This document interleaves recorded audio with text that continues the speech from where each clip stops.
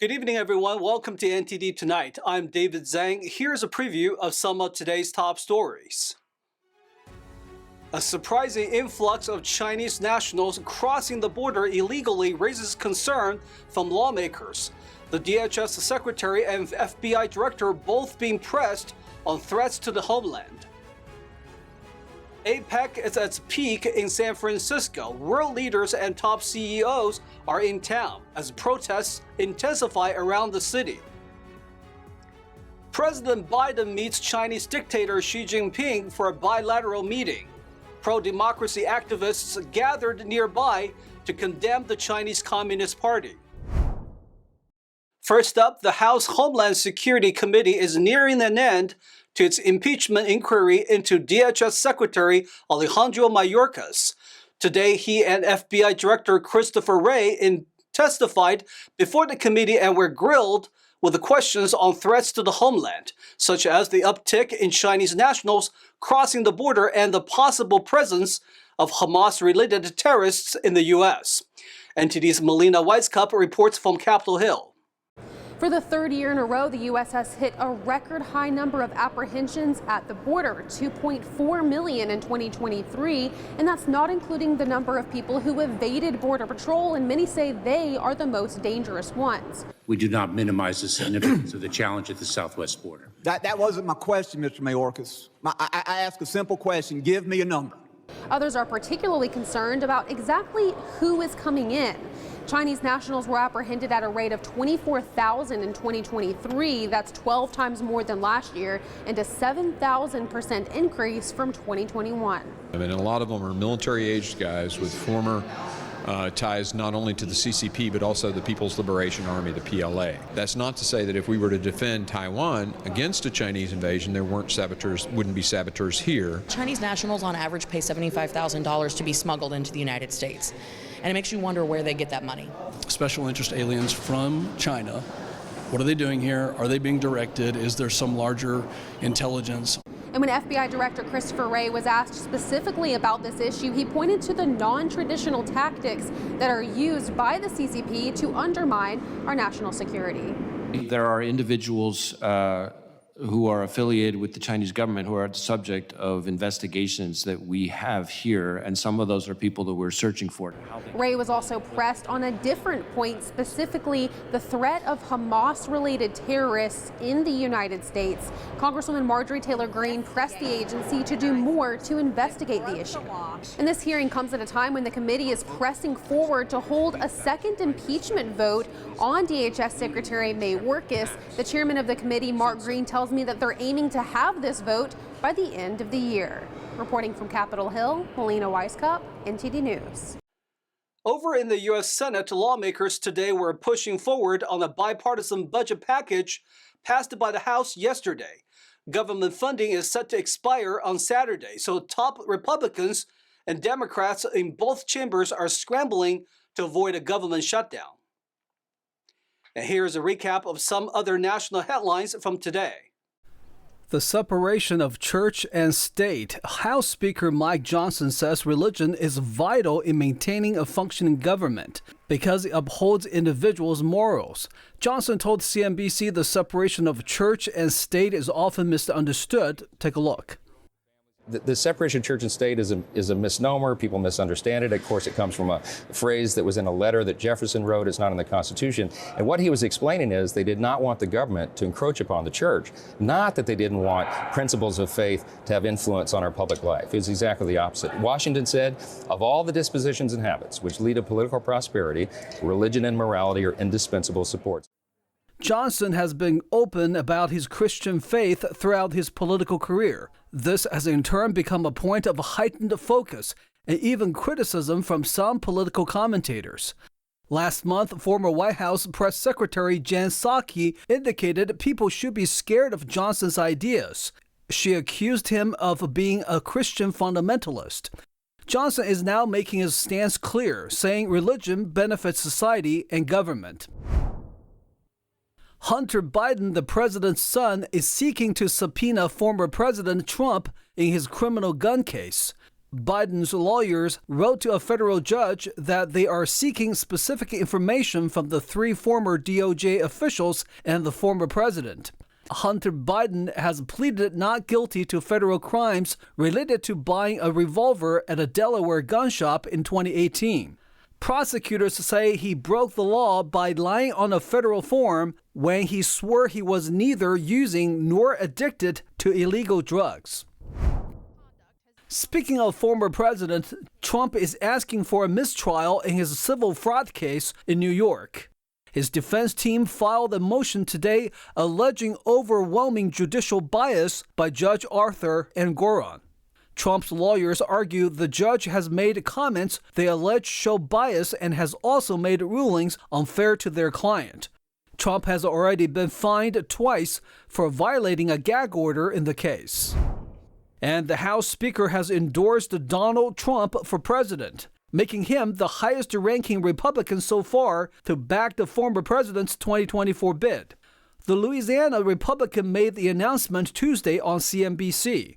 While Mike Johnson is a longtime Trump ally, Johnson's endorsement marks a notable departure from Kevin McCarthy, who stopped short of formally backing Trump's third run for the White House. But Johnson isn't the only Trump supporter in the House GOP leadership. Others include GOP Conference Chair Elise Stefanik and Republican Study Committee Chair Gary Palmer. For more details of these stories, please visit NTD.com. Over to California, where the Asia-Pacific Economic Cooperation, or APEC, is at its peak in San Francisco. Many heads of state and CEOs are in town, as well as many protesters. NTD's Jason Blair brings us an update. I'm just outside of the APEC security zone in downtown San Francisco. There were protests happening on Tuesday, with more today around this area and other parts of the city. Protests started to heat up on Tuesday outside of the hotel where China's leader Xi Jinping is staying. Protesters against the Chinese Communist Party, or CCP's human rights abuses met with pro-CCP groups. The pro-CCP group is reported to be hired by the New York Chinese consulate. President Biden met with the Chinese leader on Wednesday.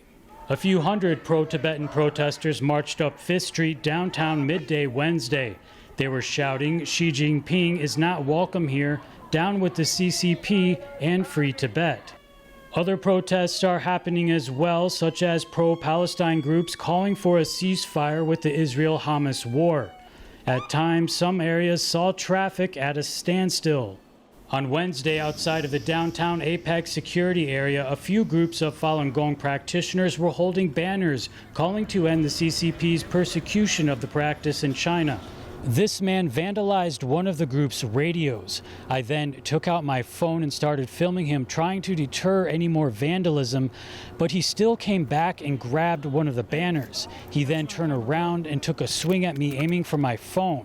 Just then, a plainclothes police officer restrained him and got him to leave the area.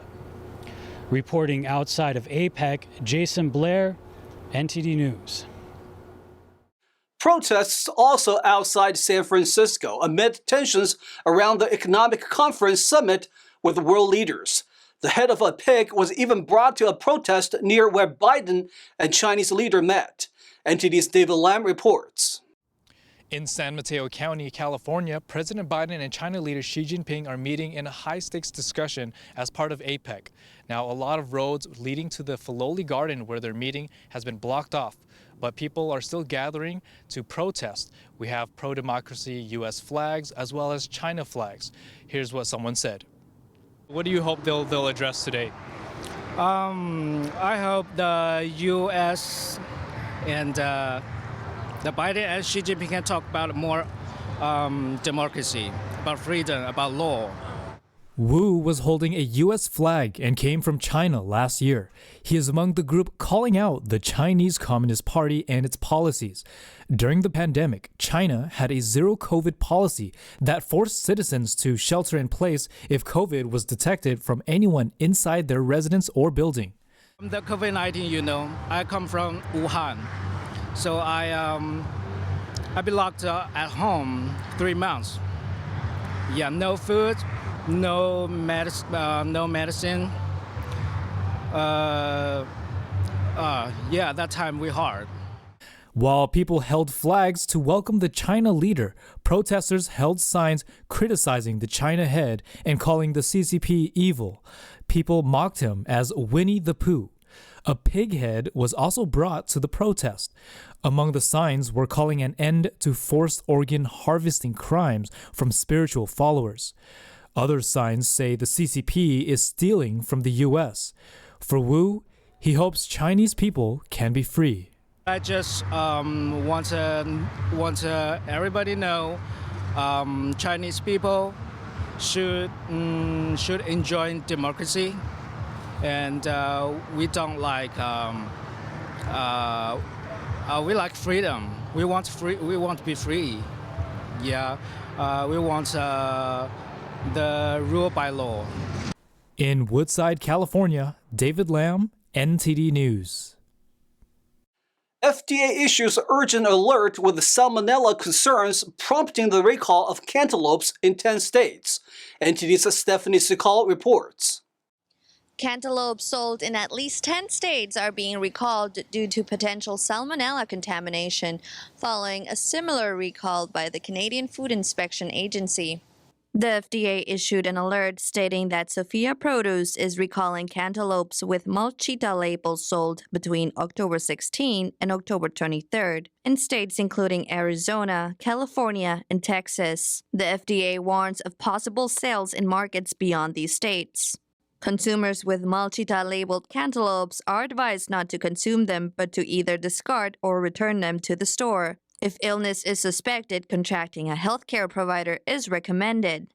Symptoms such as diarrhea, fever, and stomach cramps typically appear within 6 hours to 6 days after exposure. While most recover without treatment, severe cases may require medical attention, especially for young children, the elderly, and those with weak immune systems.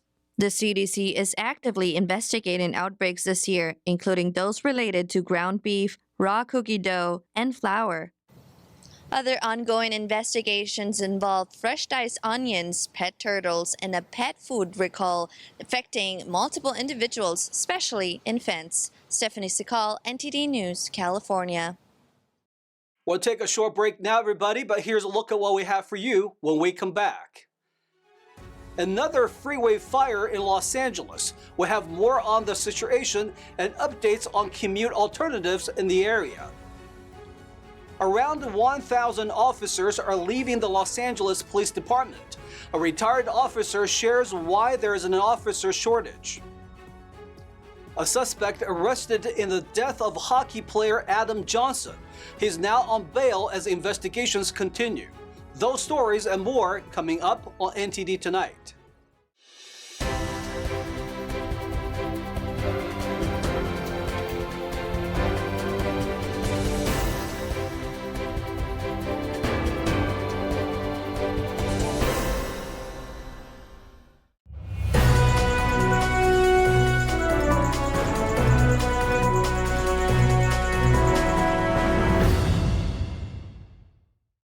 Welcome to NTD Tonight. I'm your host, David Zhang. Another fire shortly after a massive blaze destroyed the 10 freeway in downtown Los Angeles. A second fire erupted beneath a different freeway. NTD's Christina Corona has more on the story. Reports of active flames were received from drivers near the 105 and 110 freeway junction in South Los Angeles at 7 a.m. Tuesday. The flames seem to have originated from a homeless encampment and spread to nearby vegetation. By 7:15 a.m., fire crews contained the blaze, and there were no reported injuries. This comes just days after a massive fire erupted under the 10 freeway near Alameda and 14th Street in downtown Los Angeles. Governor Gavin Newsom announced Tuesday that the I-10 will no longer need to be demolished or replaced and gave an estimated reopening timeline of 3 to 5 weeks. Officials urge commuters to utilize public transportation, work remotely, and explore alternative routes to bypass closures around the I-10. Mayor Karen Bass recently revealed plans to expedite the E-Line trains running along the 10 freeway. Bass shared on her X account Wednesday, took Metro enter Los Angeles to work this morning to beat the traffic. It's the best way to beat the traffic downtown as we work urgently to get the 10 repaired. The LA Department of Transportation announced Tuesday night that all commuter express buses would be free for the rest of the year. Christina Corona, NTD News, Los Angeles. Los Angeles is repairing burned roads as the governor is turning his attention elsewhere. He says the state will look into a little-known state policy on leasing the land on their freeways.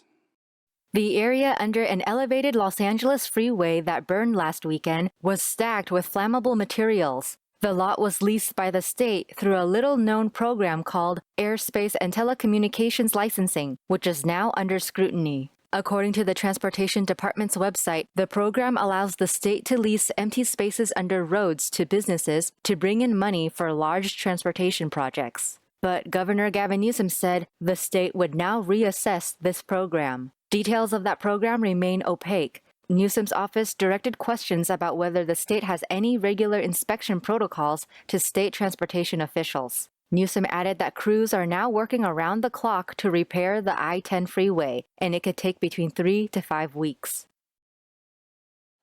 There is a police officer shortage in California's metropolitan cities. According to one retired Los Angeles officer, the city lost as many as 1,000 officers. Let's hear why. Marlon Marache, a retired Los Angeles police officer, explains to California insider CMAC Karami why the LAPD is struggling to find new officers. You are one incident away from being filed criminal charges. I mean, now you're talking about getting involved in the use of force or getting involved in a violent critical incident, and there's just that possibility that not only are you might get disciplined for doing something wrong during this incident, but you're also looking possibly into criminal filings. So that kind of turns people off from applying. Marache said 25 years ago, there were about 1,000 applicants per month to be a police officer, and the department would hire the best of the best from that lot. Now it's down to only a couple hundred. George Floyd didn't help at all. I think the protests and what happened with the George Floyd incident takes an impact as to, hey, I don't want to do that kind of work. I don't want to see myself getting in trouble and getting, possibly going to jail. That kind of has people very apprehensive to even apply to do this job. I can certainly tell you defunding, that movement of defunding the police, that certainly didn't help. In addition, California's strict laws, like Senate Bill 2, makes the job harder. If you do certain conduct, right? Certain things that you do while you're carrying out your essential job functions as a police officer, you could see yourself getting in trouble to the point where we're going to actually pull your license and decertify you. Not just so much decertify you and say, hey, we're going to revoke it, but also suspend you depending on the conduct. Marache says there's the mental well-being and emotional aspect of being a police officer. We're asking a lot out of an officer. We're asking you to be maybe that psychologist at scene. We're asking you to be that social worker at scene. We're asking you to solve everyone's problems. Within one radio call, you're seeing a dead body, and next thing you know, you just kind of reassess or, rethink your emotions. Right? Like time out, let me get my emotions back, and then go to another call and deal with someone that's with a domestic violence. Or from there, there's an officer needs help because they just got themselves involved in an OIS and an officer-involved shooting. The upside is there are now more resources like therapy for police officers after a stressful shift. San Francisco is also seeing a shrinking police department. Earlier this year, another former officer told California Insider the soft on crime policies and anti-police attitude made policing more and more difficult. An update on the case surrounding hockey player Adam Johnson's death. NTD's Tyler Castillo has the details on a recent arrest. An unidentified man was arrested on suspicion of manslaughter in the death of Adam Johnson, who had passed away from taking a skate blade to the neck in the middle of a game. Johnson was playing for the Nottingham Panthers against the Sheffield Steelers on October 28. At one point, Steelers player Matt Petgrave came in with a reverse hit when, as he was falling, his skate reached up and hit Johnson, which led to the fatal injury. Johnson later passed away at a local hospital. The South Yorkshire Police said the suspect is currently released on bail as the investigation is ongoing. Police did not provide any details on the suspect they arrested. This past Sunday, the Steelers held a moment of silence for Johnson at their first home game back since his death. To wrap up the night, let's meet a chivalrous dad who becomes a good role model for his boys. His kids copy all his thoughtful gestures to make mom smile. Arissa Mulai is a stay-at-home mom. She lives in Las Vegas with her husband Andre Laska and 4 kids, Tristan, Emma, Elon, and baby Lux. The family frequently shares snapshots of their life on Instagram. One of the videos shows the boys giving mom flowers after collecting them from the ground. This video received a lot of positive comments. The 33-year-old mom told the APEC Times that when the boys saw how their dad made their mom happy by doing chivalrous gestures, they began to copy him. They would open the door, carry the bags, or try to pay for mom with the coins they have. Arissa said that the best thing is that the boys also do kind things for their sister. She believes the father's role is very important in a family because dad teaches positivity and good things. It may seem as though for this couple, parenting is effortless, but Arissa said that it's a lot of work and patience. Sometimes she loses her cool, but would always say sorry to her kids for overreacting, so the kids would learn how to apologize. Arissa hopes that thoughtful, caring gestures are something her boys will also carry into their future families. That's all we've got for you tonight. We would like you to join us again on NTD Tonight every weekday at 9 p.m. I'm David Zhang. Have a wonderful evening.